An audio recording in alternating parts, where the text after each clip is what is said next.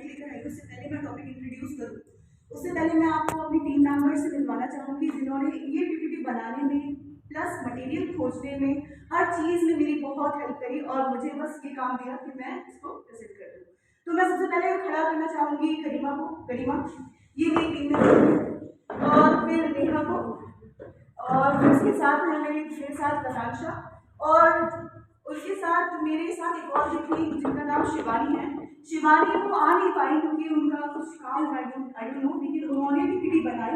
इन तीनों ने इतनी मेहनत करी इस कंटेंट को खोजने में, और आज मैं मेहनत कर रही हूँ कुछ भी नहीं है, बस प्रेजेंट कर। ठीक है, तो ये मेरा पूरा टॉपिक है कि फैमिली एंड कम्युनिटी। जैसे आप लोग सबको पता होगा ये हमारा पेपर 12 वही 11 पेपर 11 है, जिसमें हम बात करेंगे आज 2.1 की stages of reaction and impact and coping of having a children with disability.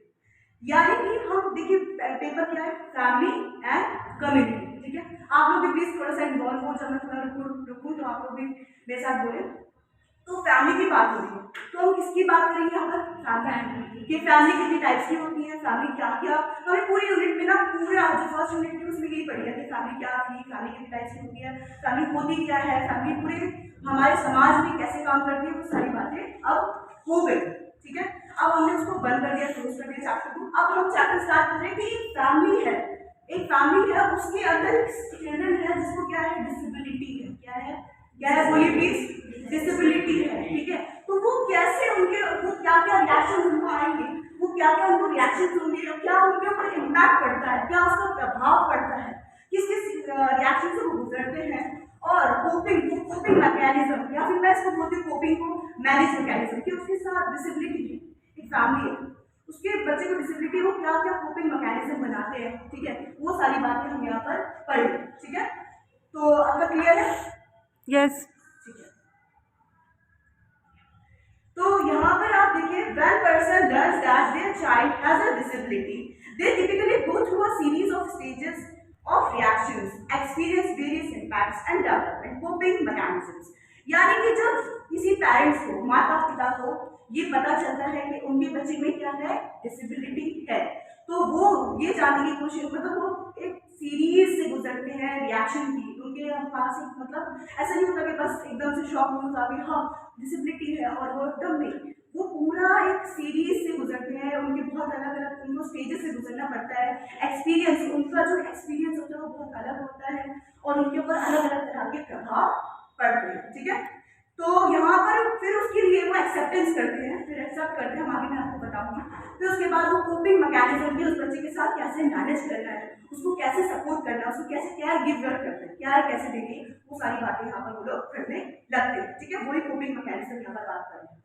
While these stages can vary person to person, यानी कि ये जो हम जितनी भी चीजें इसमें पढ़ेंगे वो person to person, parent to parent क्या हो सकती है, चेंज हो सकती है। ठीक है, अगर एक फैमिली में एक डिसेबल बच्चा है तो उनके जो कोपिंग मैकेनिज्म होता है, जो वो स्टेजेस से गुजर रहे हैं, उनकी अलग हो सकती है, और जो दूसरी फैमिली है उनका भी डिफरेंट हो सकता है। होता है, आप लोग मानते हैं? ठीक है, बिल्कुल। तो they often follow general pattern, लेकिन मेरे हिसाब से कुछ वो लोग ना जनरल पैटर्न फॉलो करते हैं, उसके बारे में आज मैं आपको बताऊंगा। ठीक है, तो सबसे पहले हम बात कर रहे हैं अपने स्टेजेस ऑफ रिएक्शन की। किसकी बात कर रहे हैं? स्टेजेस ऑफ रिएक्शन की।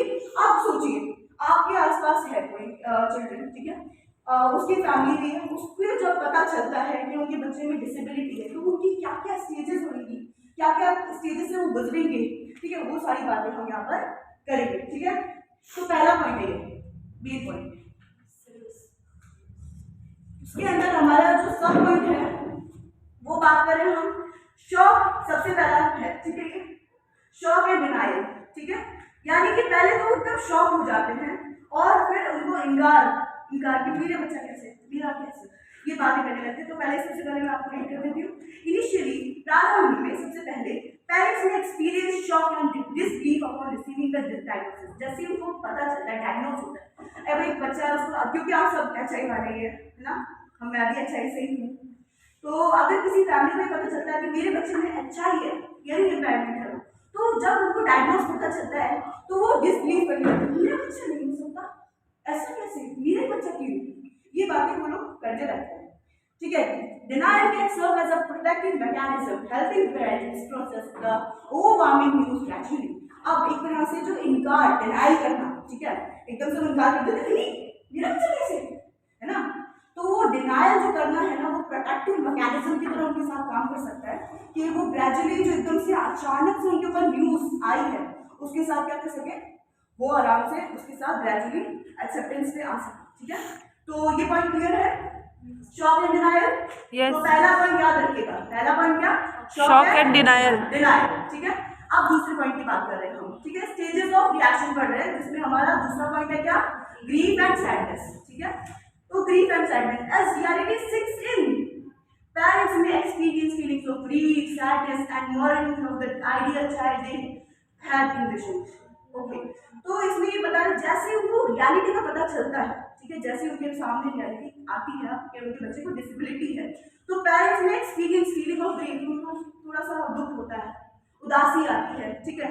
और वो एक जैसे हर कोई अपना बच्चा, जैसे हम प्लानिंग करने लगते हैं ना कि हमारा बच्चा ऐसा होगा, हमारा बच्चा ऐसा होगा, तो जैसा उन्होंने बच्चा सोच रखा था कि हमारा बच्चा एकदम सामान्य होगा और वो स्कूल जाएगा, सामान्य स्कूल जाएगा, अच्छी तरह से पढ़ेगा, तो वो जब वैसा नहीं होता तो उनको बहुत ज्यादा दुख का सामना करना पड़ता है, ठीक है। तो ये सारी बात थी हमारे ग्रीफ एंड सैडनेस, ठीक है, आया समझ में जी। अगर कोई भी तरह से डाउट हो ग्रीफ एंड सैडनेस। तो अब हम बात करें एंगर एंड गिल्ट।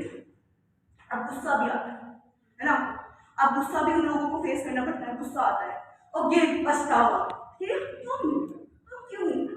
ठीक है, पछतावा। Parents might feel anger towards themself, ये हमारे साथ क्यों हुआ, तो हमारे अंदर क्या था, अपने लिए गुस्सा होने लगता है, अपने लिए गुस्सा होने लगते हैं वो लोग। Others or the situation guilt may arise even though they logically know it's not their fault, ठीक है, जबकि वो एक दूसरे के ऊपर ब्लेम भी करते हैं कि नहीं तुम्हारी वजह से हुआ, नहीं वो मम्मा तो कहती नहीं तुम्हारी वजह से हुआ, लेकिन लॉजिकली दे नो, अपने दिमाग में वो भी जानते हैं कि ये तो होने वाली बात होती है और हो जाती है, ये हमारा इसमें कोई फॉल्ट नहीं होता, ठीक है। तो ये 3 पॉइंट है, शॉक एंड डिनायल, दूसरा ग्रीफ एंड सैडनेस, तीसरा anger and guilt, anger and guilt, हाँ एंगर एंड गिल्ट, ओके। तो इतना क्लियर, ये स्लाइड क्लियर है, ओके। अब हम आगे चलते हैं, हाँ अब आता है 4th पॉइंट, ठीक है। अब हमारा 4th पॉइंट आ रहा है bargaining and why me. Parents might engage in bargaining, hoping achieve a different outcome. They may question why their child has a disability, seeking answers and someone to blame.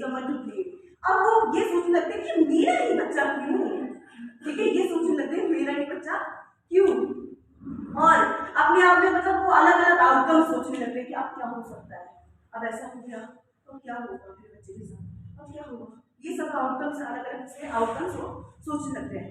They may question why their child has a disability, seeking answers to someone blame, और वो blame करने के लिए ना answers जानने लगते हैं कि मेरे बच्चे को क्यों डिसेबिलिटी है, भाई मेरे हमारे अंदर क्या सब गलती थी, हमारी क्या था जो मेरे बच्चे को डिसेबिलिटी है, ठीक है।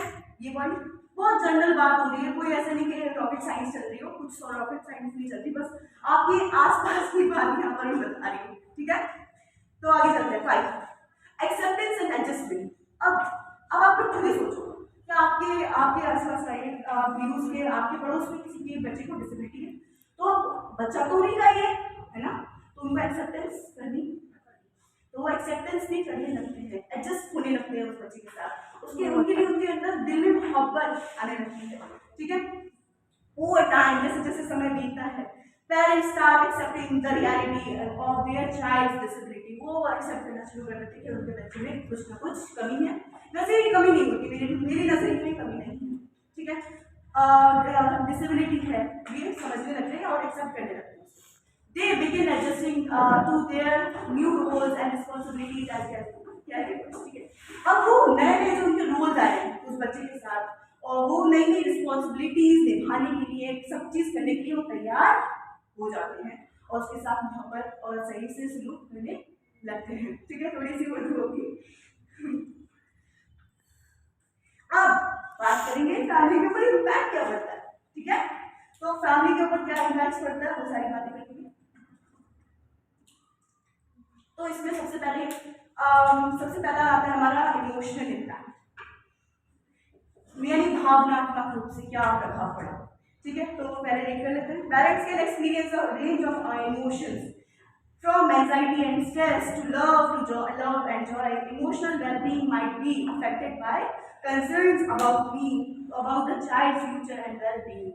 Okay, तो ये क्या होता है, हम लोग ये जो पेरेंट्स होते हैं उनके ऊपर बहुत कई सारे इमोशन भावनात्मक प्रभाव पड़ते हैं, इमोशनल इम्पैक्ट्स पड़ते हैं कई सारे। यानी कि एक ही पड़ गया बस हमें कुछ डिसबिलिटी, अब समाज भी कुछ ना कुछ सुनाएगा, हर कोई कुछ ना कुछ सुनाता ही है। ठीक है, तो इसलिए बहुत सारे इम्पैक्ट पड़ते हैं, चाहे वो एंजाइटी से लेके स्ट्रेस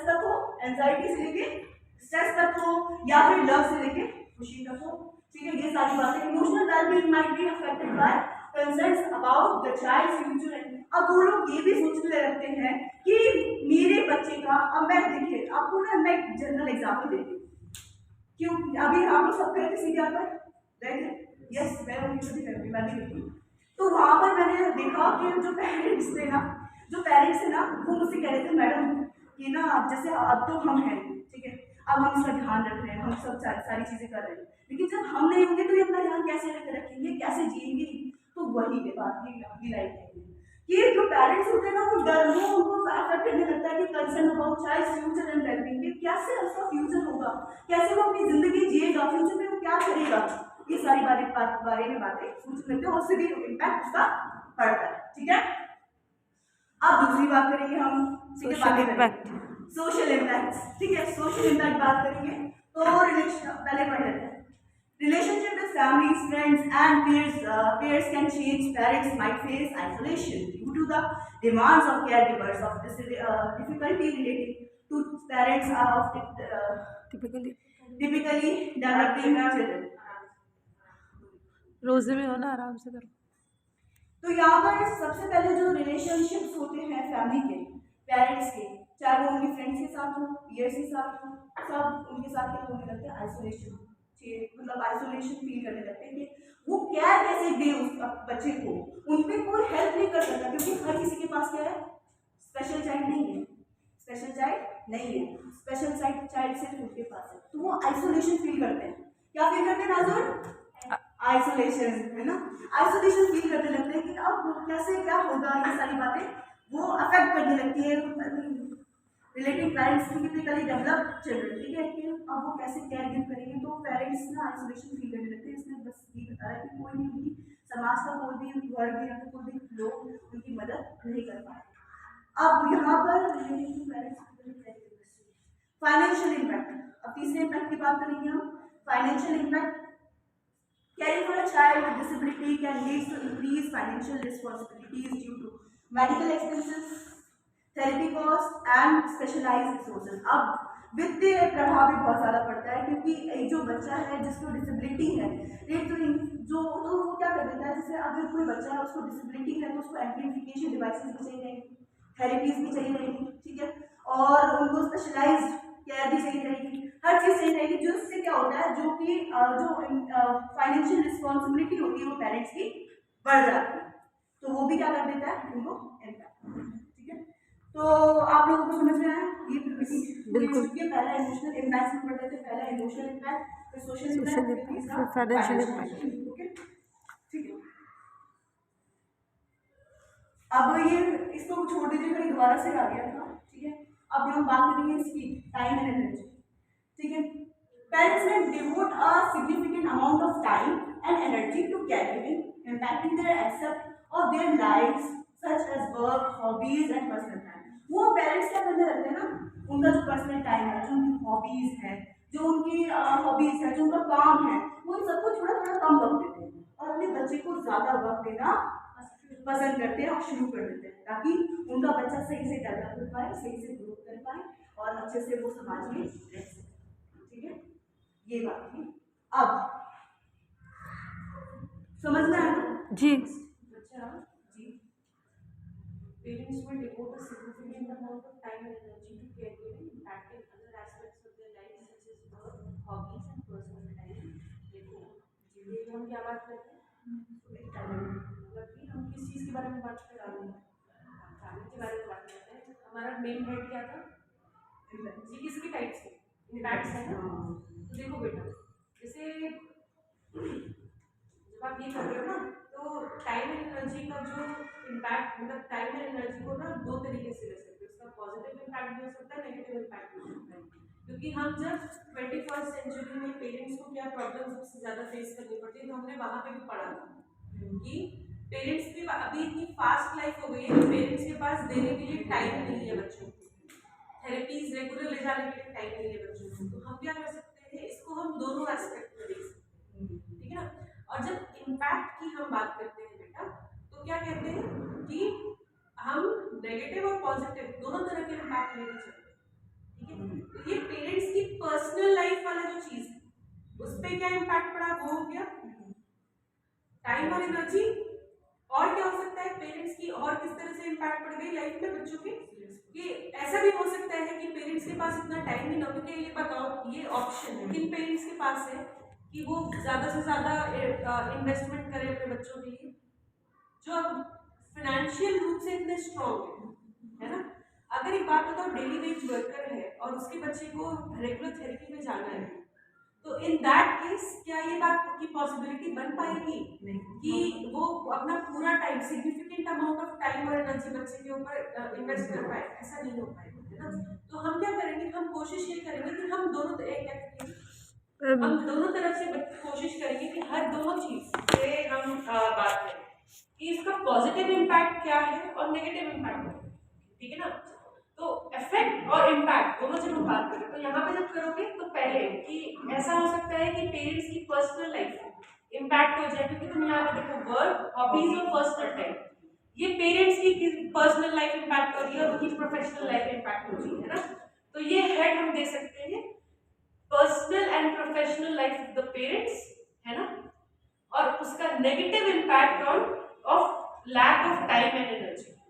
तो दो पॉइंट्स में ही आ जाएगा। तो जो नेगेटिव इम्पैक्ट हो जाएगा उसमें तुम ये मेंशन कर सकते हो कि जो पेरेंट्स ये अफोर्ड नहीं कर सकते, जिन पेरेंट के पास उतना टाइम नहीं है, कई बार उनके बच्चे में अगर डिसेबिलिटी आ जाती है तो वो क्या नहीं कर पाते, वो उनको प्रॉपर टाइम पर नहीं दे पाते या अपनी एनर्जी उनके लिए नहीं निकाल पाते, ठीक है।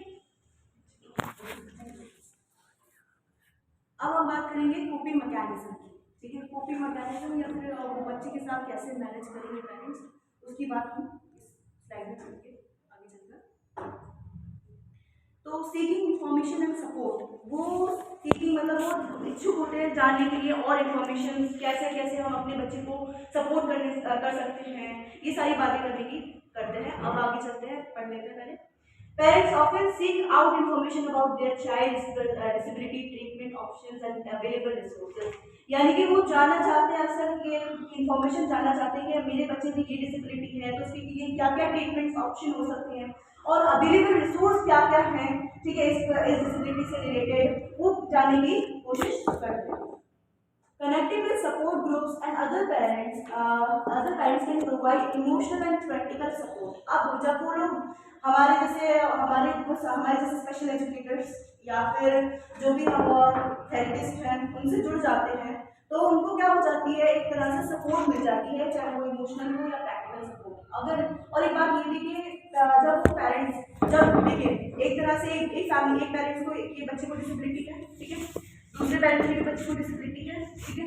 तो जब दोनों मिलकर आपस में बात करेंगे तो इस तरह से उनको प्रैक्टिकल सपोर्ट मिलता है कि इस दुनिया में सिर्फ मैं ही नहीं हूँ और भी लोग हैं, ठीक है। ये बात थी, चलो सही समझ रहे हैं जी। एडवोकेसी, अब बात करेंगे हम इसकी एडवोकेसी, यानी कि वकील बन जाता है पेरेंट्स अपने बच्चों के लिए। Parents become advocates for their child, यानी कि वो अपने बच्चों के लिए ना, डिसेबल्ड चाइल्ड के लिए, स्पेशल चाइल्ड के लिए क्या बन जाते हैं, वकील बन जाते हैं, ठीक है। Ensuring they receive appropriate educational and medical services, और वो इंश्योर करते हैं कि हमारा बच्चा अच्छी से अच्छी एजुकेशन, मेडिकल सर्विसेज उसको प्रोवाइड हो अच्छे से अच्छा, ठीक है। This empowers parents and gives them a sense of control, और वो क्या करता है, पेरेंट्स को एम्पावर करता है, सशक्त करता है और उनको एक तरह से कंट्रोल देता है, सेंस ऑफ कंट्रोल दे देता है। तो पहला पॉइंट क्या था, सीकिंग इंफॉर्मेशन एंड सपोर्ट। दूसरा, पेरेंट्स क्या बन जाते हैं, एडवोकेसी करने लगते हैं, अपने बच्चे को ये चाहते हैं कि अच्छी से अच्छी मेडिकल और मेडिकल सर्विसेज और एजुकेशन सर्विसेज, ठीक है। अब आ जाते हैं सेल्फ, तीसरे पॉइंट पर self care. Taking care of themself is vital, यानी कि उनको अपना भी ख्याल रखना बहुत जरूरी है। पेरेंट्स में प्रैक्टिस सेल्फ केयर एक्टिविटीज, और उनको भी अपने लिए कुछ सेल्फ केयर एक्टिविटीज एक्सरसाइज करनी चाहिए, जैसे एक्सरसाइज कर रहे हो, हॉबीज करने लगते हैं, हॉबीज मतलब हॉबीज हो जाती है, हॉबीज में जो भी उनको पसंद है वो करने लगे, जैसे किसी को चीज पसंद होती है वो सुनना, और seeking respect of manage stress, ताकि इससे क्या होगा कि अगर वो हॉबीज में अपना टाइम बिताएंगे, एक्सरसाइज में टाइम अपना बिताएंगे, तो उससे क्या होगा, वो उनका जो स्ट्रेस है ना वो मैनेज हो जाएगा। उनके दिमाग में बार बार ये चलता रहता है कि डिसेबिलिटी है, सब डिप्रेशन बोलते हैं, तो वो क्या हो जाएगा, मैनेज हो जाएगा, ठीक है। तो 3 पॉइंट हो गए हमारे, पहला seeking information in support, advocacy, और तीसरा आप लोग बोलेंगे, मैंने बोला सेल्फ केयर, ठीक है। अब यहाँ पर आ जाता है developing resilience. Over time parents build resilience by adapting challenges, learning from experience and finding ways to maintain a protective outlook। अब यहाँ पर जैसे जैसे समय बीतता है तो पेरेंट्स क्या करते हैं, वो एक्सेप्ट करने लगते हैं और चैलेंजेस के साथ चलने लगते हैं, और एक्सपीरियंस से, अपने एक्सपीरियंस से क्या करने लगते हैं, वो लोग सीखने लगते हैं, ठीक है। और वो अपना एक पॉजिटिव आउटलुक बनाने लगते हैं, कोई बात नहीं, बच्चे को है डिसेबिलिटी है, कोई बात नहीं, आगे जाके बहुत अच्छा करेगा, देखना तुम्हारे बच्चे से भी अच्छा करेगा, हमारे बच्चे से भी अच्छा करेगा, वो पॉजिटिव आउटलुक बनाना शुरू कर देते हैं। अब आ जाता है, आप आ जाती है फिफ्थ, प्रोफेशनल हेल्प, यानी कि सब parents may benefit from counselling और therapy to help them process emotion and develop effective coping strategies. अब उनको एक तरह से प्रोफेशनल हेल्प भी मिल जाए या मिल जाए तो उससे क्या होगा, वो उनको इस तरह से काउंसलिंग में फ़ायदा हो जाता है, फ़ायदा होगा, थेरेपीज में फ़ायदा होगा। जैसे अब यहाँ पर भी बच्चे आते हैं तो उनके पेरेंट्स को हम बताते हैं कि आपका बच्चा यहाँ ठीक चल रहा है, ये आप इसके बिहेवियर में चेंज आ रहा है, इस तरह से काउंसलिंग हो जाती है उनके बच्चे की, उनकी भी काउंसलिंग हो जाती है और थेरेपीज मिल जाती हैं, ठीक है। Process emotion and development effective coping strategies. अब वो उन्होंने ये प्रोफेशनल के साथ जुड़ने से क्या होगा कि वो एक इफेक्टिव कोपिंग स्ट्रेटजीज बना लेते हैं, ठीक है, इफेक्टिव कोपिंग स्ट्रेटजीज बना लेते हैं कि जैसे अगर ये कोपिंग में हम मैनेज करना सीख जाते हैं कि कैसे मुझे मैनेज करना है अपने बच्चे के साथ, ठीक है। आ गया बस एक बच्चे। It is important to note that these stages, अब ये बात ना, ये सब यही बता रहे हैं कि आप लोग एक बात नोट करें कि ये जो मैंने स्टेजेस बताई हैं या फिर इम्पैक्ट्स बताए हैं, कोपिंग मैकेनिज्म बताया है, ये एक फिक्स्ड या लीनियर नहीं है कि यही होगा, ये एक जो मैं बता रही हूँ यही होगा, कोई और मत क्या टीचर की तरह नहीं कर रहे कि स्कूल आई टीचर की बस यही लिख लेना जो मैं वर्ड्स बोलती हूँ, ये लीनियर नहीं है, ठीक है, ये फिक्स्ड नहीं है। हर मैं जैसे पहले बोला था पर्सन टू पर्सन चेंज होता है, ठीक है।